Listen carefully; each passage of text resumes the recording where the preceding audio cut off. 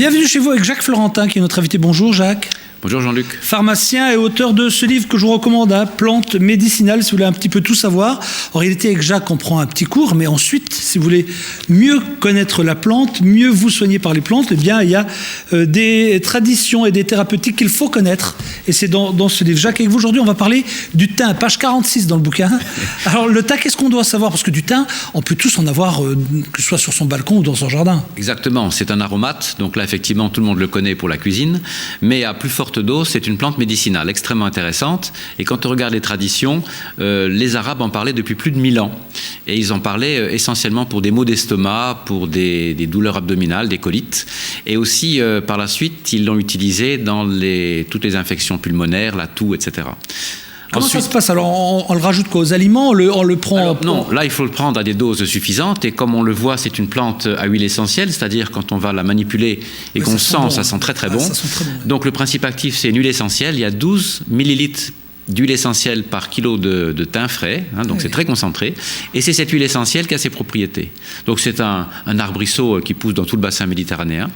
Et pour l'utiliser, il faudra prendre entre 2 et 6 grammes par jour pour avoir les propriétés. Ah, d'accord. Chez nous, il n'y a pas de problème, on peut le planter. Il y a plein d'espèces de thym différentes. Bon, la pharmacopée française et le thym qu'on a en pharmacie a des qualités nécessaires. Alors, les auteurs du Moyen-Âge l'ont utilisé aussi.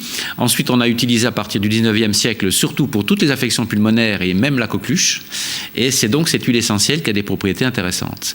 Donc, on ne peut pas prendre du thym et le faire en infusion, par exemple? Si, justement. Ah, on peut le faire? Alors, on peut le faire en infusion. Il ne faut pas faire bouillir le thym dans l'eau, sinon l'huile essentielle s'évapore.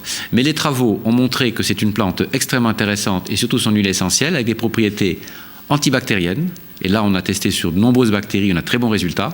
Antifongiques contre les champignons, antispasmodiques et antitussifs. Jacques, mais moi qui suis un néophyte, pour moi, une infusion, il faut mettre de l'eau chaude sur quelque chose. Voilà. Si vous me dites qu'il ne faut pas mettre de l'eau chaude, comment on fait cette infusion? On ne la fait pas bouillir dans l'eau. Ah, pas bouillir dans l'eau, d'accord. On fait bouillir l'eau et on verse l'eau sur la plante dans une théière et on laisse infuser pendant 5 minutes. Et là, voilà. Et là, après, cette infusion, elle est riche. Alors, on retrouve bien évidemment ces huiles essentielles dans les suppositoires que l'on a pour les affections bronchiques. Mais c'est vraiment une plante, il y a beaucoup de travaux.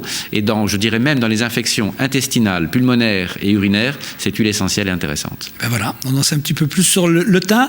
Grâce à Jacques Florentin. Jacques Florentin, je vous renvoie sur son bouquin Plantes médicinales, si vous voulez en savoir un petit peu plus sur ses traditions. Et tout ce qui est thérapeutique autour donc de ces plantes que nous allons découvrir semaine après semaine. Merci Jacques. Merci.